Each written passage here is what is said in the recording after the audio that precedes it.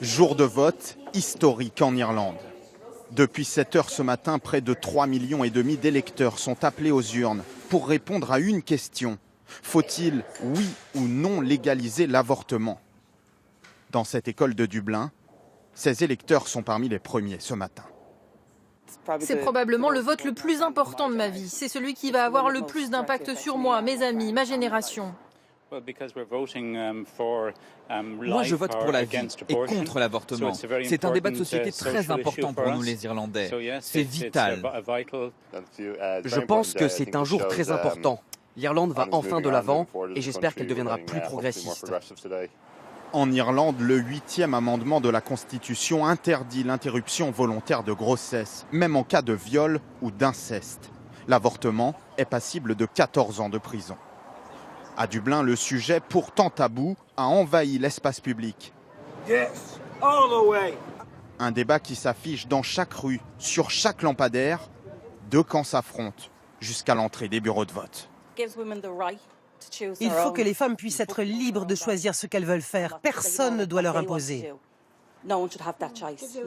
Oui, un choix. Mais on parle quand même d'une vie, la vie humaine d'un bébé. C'est le Premier ministre irlandais qui est à l'initiative de ce référendum. Et lui aussi a fait campagne pour l'abrogation du 8e amendement.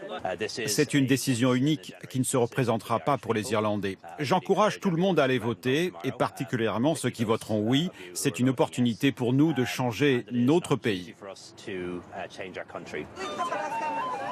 Mais les anti-avortements comptent bien se faire entendre, avec des slogans et des campagnes choc, comme ici à Cork, dans le sud du pays.